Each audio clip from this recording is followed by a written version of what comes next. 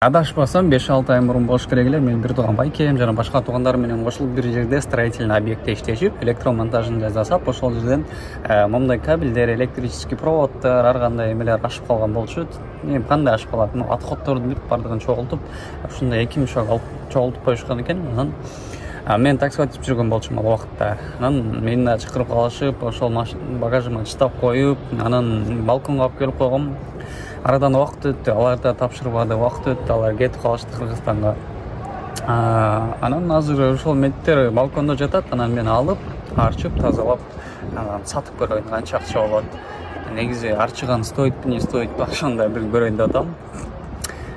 Алдын ала чалып сүйлөшүп көрсөм, меттин багасы килограмм 300 рубль, арчыбай эле сатсаң 100 рубльдан кийин килограмм. Ошо арчып сатайын деп чечтим. Эксперимент катары көрөлү. Хаким KG каналына кош келдиңер. Каналга катталып, лайктардан басып, комментарий актив көрсөтүп тургула. Биз баштадык. Силер менен мен Гүлжигит. Ассаламу алейкум. Бир мешокты мынакей арчып баштадым. Бир мешокты деп коем да, 1-2 кабель арчып көрдүм. Эксперимент катары болот экен примерно. Бул мусор. Мынакей бунун ичинде слаботочка бар, заземление бар, бүт бардыгы бар.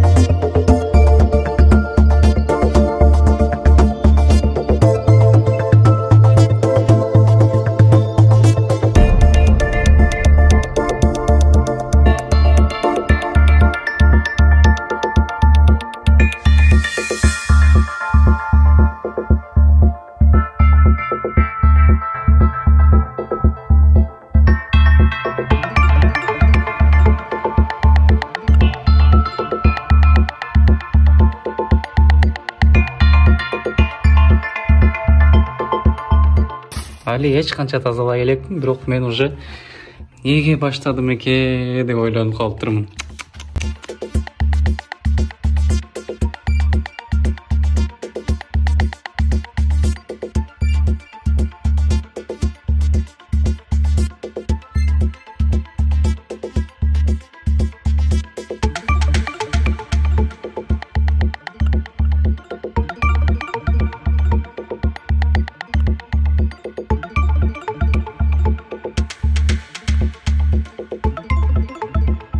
Кечеки бир мешоктон манча калды.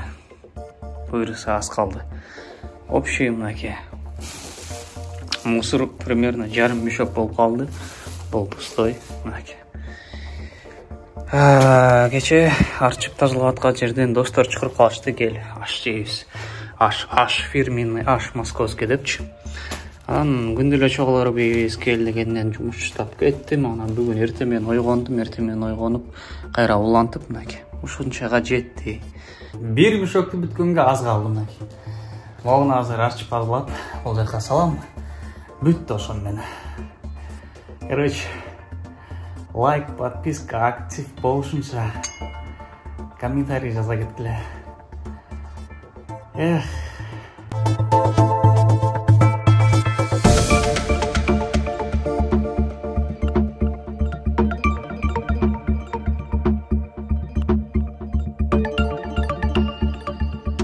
Так. Бир мешок толук бүттү, экинчи мешокты баштап койдум. Мынакей. Бир мешокты толук арчыганда мына. Бир мешоктун 3түн 1 болду. 3түн 1 толду. Мынакей. Ушунча болду. Мусор болсо жарым мешоктон көп болду. Мынакей азыр эми экинчи мешокту баштап койдум барысы. Бул жерде болсо видео камеранын эмелери бар, слаботочка бар. Буларды арчыйынбы, арчыбайынбы белгисиз пока. Бул жакты бүтүп алгандан кийин анан көрөбүз. Көп деле жалкоо болгон соң анан бул өтө эле майда бир нерселерден боларчы. Бул нерселерди арчыгандан кийин эринсем, ыргытып же күйгүзөм. Карайбыздар варианттарын. Туугандар, могу горнолыжный катокко ким кирип көргөн? Могу эмеде Красногорскта, Павшинская поймада жайгашкан, карагылачы кандай чоң. Мынакей бир башы бир көчөдөн башталат, бир башы аркы жактан бүтөт. Анан могу менин жез арчыганым бул 3-күнгөчө уланып кетип атат. Жумуш сыяктуу эле болуп калды. Күнү эртең менен ойгондум. Кечке чейин жез арчыйм.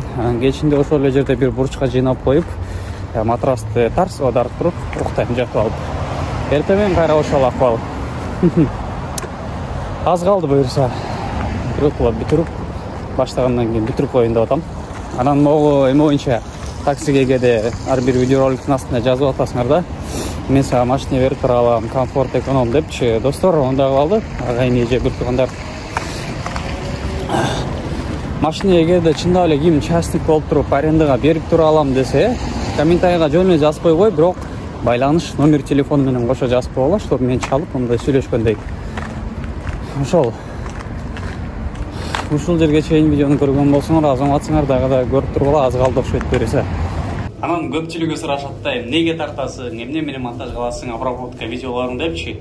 Ондар мынакей ушул iPhone 11ге тартам, ушул iPhone 11де эле монтаж кылам. Болду, мынакей. Ушинтип эле тарта берем. Өзүм мынтип сүйлөйм мынакей. Азыр бир жумуртка менен алма алып алдым. Азыр кирип дагы кайра жезди арчып улантам. Ошондой.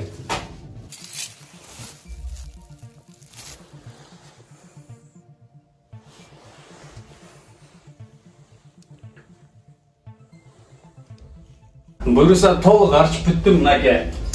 Бир мешок толук болгон жок, бирок жарымдан өттү да. Анан могу кечеки слаботочка, видеокамера, телефондун зумдары дагы ушунча болду. Буларды арчыгандан эриндим, ырыктып элейин дедим, бирок чалып көрүп аласыңар болуп ушундай проводдорду десем, салып келе бер деди. Аз да болсо буларды алып алдым. Азыр барып тапшырабыз.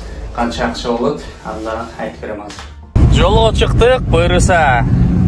Канча минут жол жүрөбүз? 32 минут жол жүрөбүз, 18 километр сүйлөшүп койгон жерим. Браттын автоунаасына жездерди жүктөдүк мынакей. Опс. Ушундай достор, туугандар. Кыскасы силер бул видеороликти балким бир 7-8 минут, 10 минутта көрүп коюшуңар мүмкүн, а мен бул нерсе үчүн 4 күн убакыт кетирдим, ошон үчүн. Туугандар, каналга катталып коюңарды суранып кетелем, себеби биздин каналда, Аким Кежи каналында 100 000 подписчик болгонуна аз калды буюрса, 98 000 подписчик жетпей атат.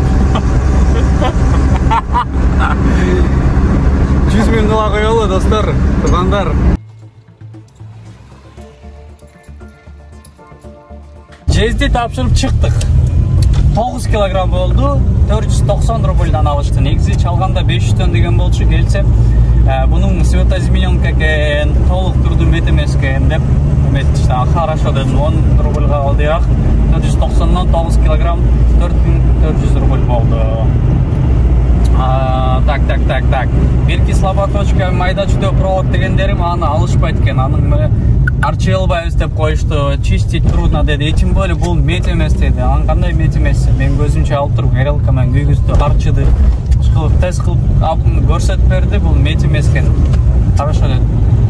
Аны ошол жерде эле мусор сыяктуу таштап коюштун, өзүнө керектүү болсо кылышат, керек эмес болсо эле тышат да, короче. Ушундай болду, короче. 4 күн работа, 4400 рубль, 600 рубль сдача бердик, 5000 рубль толук беришти мынакей. Эми үйгө барабыз. Ушундай видеону ушул убакытка чейин көргөндөр, аягына чейин көргөндөр болсо, силер красавчиксиңер, бардыңарга ассаламу алейкум. Кийинки роликтерден көрүшкөнчө. Салам алейкумдар.